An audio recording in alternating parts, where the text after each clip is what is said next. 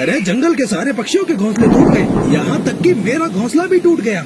लेकिन इस चिड़िया का घोंसला अभी तक जैसे के तैसा है। ऐसे कैसे हो सकता है? खैर मेरा तो रहने का और खाने का इंतजाम हो गया।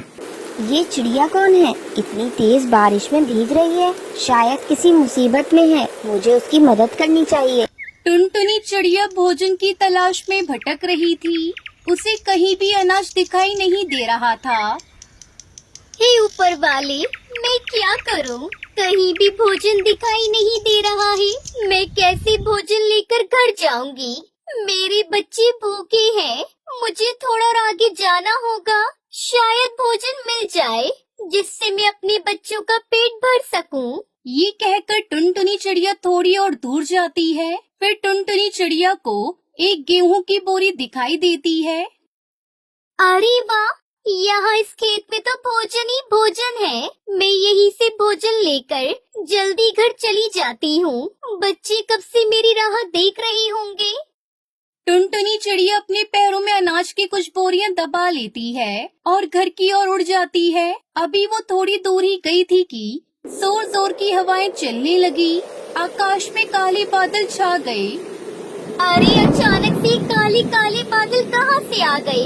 लगता है तेज बारिश होने वाली है। घर पर मेरे बच्चे अकेले हैं। मुझे जल्द से जल्द कैसे भी करके अपने घर जाना होगा। उसके बाद टुनटुनी चिड़िया तेजी से उड़ने लगी। उसे अपने बच्चों की चिंता हो रही थी। तेज हवाओं के कारण वो ठीक से उड़ भी नहीं पा रही थी। अचानक से पेड़ की डाली टूटकर उसके सर पर लग जाती है। तेज चोट लगने की वजह से टुनटुनी चिड़िया जमीन पर जा गिरती है। उसके सर से खून बह रहा था। बहुत देर तक टुनटुनी यूं ही बेहोश जमीन पर पड़ी रही। तभी तेज बारिश होने लगी। टुनटुनी चिड़िया को होश आ जाता है। अरे मैं कौन हूँ? यहाँ क्या कर रही हूँ? मुझे कुछ याद क्यों नहीं आ रहा? हे भगवान, ये सब क्या हो गया? मेरी मदद करो। सर पर चोट लगने की वजह से टुनटुनी चिड़िया की याददाश्त चली गई थी। उधर बच्चे अकेले अपनी माँ का इंतजार कर रहे थे। वहीं रानू चिड़िया अपने घोंसले से टुनटुनी चिड़िया को बारिश में भीगता हुआ देख रही थी और वो मन में बोलती है, ये चिड़िया कौन है? इतनी तेज बारिश में भीग रही है, शायद किसी मुसीबत में है। मुझे उसकी मदद करनी चाहिए। रानू मौसी ने काफी देर से टुनटुनी चिड़िया को एक पेड़ की टहनी पर बैठी हुई बारिश में भीगते हुए देख रही थी। उसने टुनटुनी चिड़िया को खिड़की से आवाज लगाई, चिड़िया, अरियो चिड़िया, कब से बारिश में भीग रही हो? बीमार पड़ जाओगी। आ जाओ, मेरे घर के अंदर आ जाओ। फिर टुनटुनी चिड़िया रानू मौसी के घोंसले के अंदर आ जाती है। रानू मौसी ने देखा कि टुनटुनी चिड़िया के सर से तो बहुत खून बह रहा था। अरे, तुम्हारे सिर पर तो गहरा जख्म है। लाओ, मैं मरहम पट्टी कर देती हूँ। वहीं टुनटुनी चिड़िया की दोनों बेटियाँ सुनहरी और पिंकी चिड़िया अपनी माँ का इंतजार कर रही थी। पिंकी दीदी, सुबह हो गई, मम्मा अभी तक नहीं आई। दीदी, माँ अभी तक क्यों नहीं आई?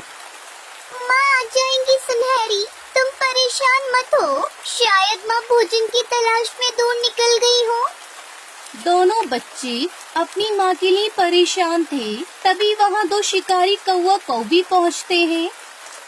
सुंदरी, मुझे यहाँ चिड़िया के बच्चों की सौंधी सौंधी खुशबू आ रही है। सुबह सुबह नाश्ते में नरम नरम गोश्त मिल जाए चिड़िया का तो मजा आ जाए। सुंदरी, उस घोंसले में चिड़िया के 2 बच्चे हैं, एक तुम खा लो, एक मैं खा लेता हूँ। फिर कालू कौवा सुंदरी कौवी बच्चों के घोंसले के अंदर चले जाते हैं। हमें मत खाओ, हमारी मम्मा हमारे बगैर मर जाएगी। आंटी, आपके भी तो छोटे छोटे बच्चे होंगे। अगर कोई शिकारी उन्हें मारकर खा जाएगा तो आपको कैसा लगेगा? सुनहरी चिड़िया की बातें सुनकर सुंदरी कौवी की आंखों में आंसू आ जाते हैं, क्योंकि उसका कोई बच्चा नहीं था।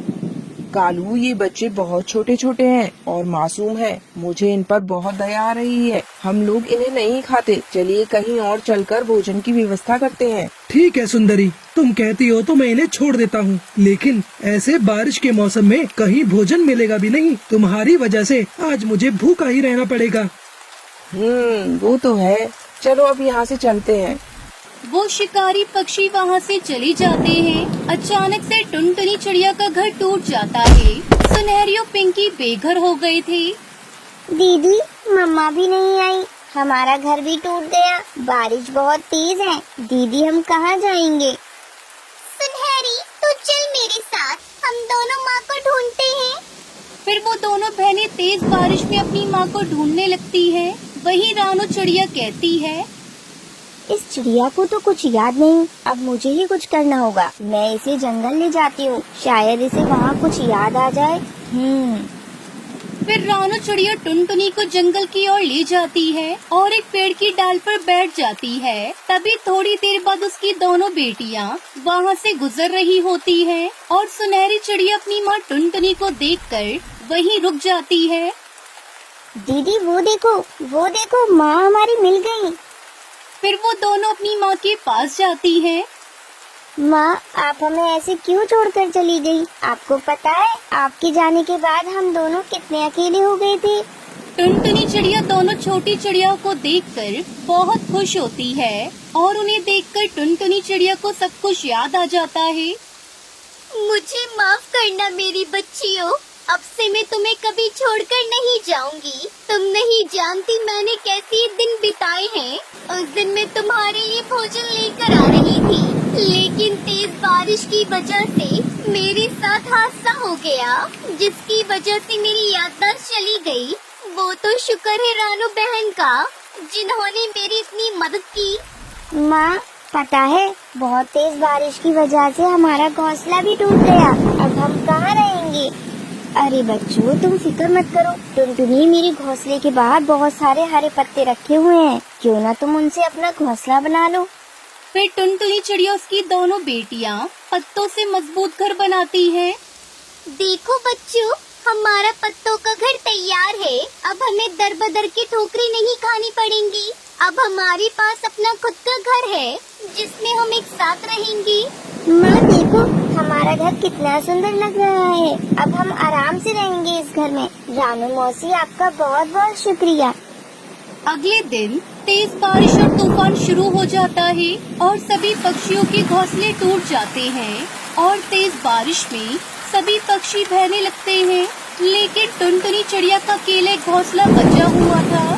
तभी शिकारी चील शिकार की तलाश में वहाँ भटक रहा था और वो टुनटुनी के घोंसले को देखकर कहता है, अरे जंगल के सारे पक्षियों के घोंसले टूट गए, यहाँ तक कि मेरा घोंसला भी टूट गया। लेकिन इस चिड़िया का घोंसला अभी तक जैसे के तैसा है, ऐसे कैसे हो सकता है? खैर मेरा तो रहने का और खाने का इंतजाम हो गया। ऐसा सोचकर चील टुनटुनी चिड़िया के घोंसले के पास जाता है और दरवाजा खटखटाता है। कोई है? मेरी मदद करो, मुझे थोड़े दिन के लिए रहने की जगह दे दो। चील की आवाज सुनकर टुनटुनी चिड़िया उसके बच्चे बहुत डर जाते हैं। माँ ये तो शिकारी चील है, अब हम क्या करेंगे? तुम परेशान मत हो बच्चों, हम दरवाजा ही नहीं खोलेंगे तो चील अपने आप चला जाएगा।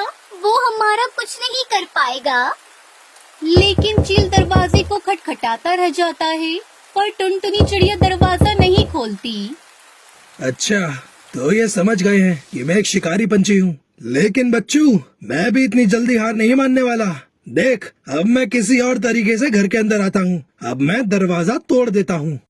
ऐसा बोलकर चील जैसे ही दरवाजा तोड़ने के लिए आगे बढ़ता है, तभी बादल से बिजली गिरकर सीधा चील के ऊपर गिर जाती है और चील की वही मौत हो जाती है। इस तरह टुनटुनी चिड़िया उसके बच्चे उस जालिम चील से बच जाते हैं। उसके बाद फिर वो सभी खुशी खुशी अपने घर में रहने लगते हैं।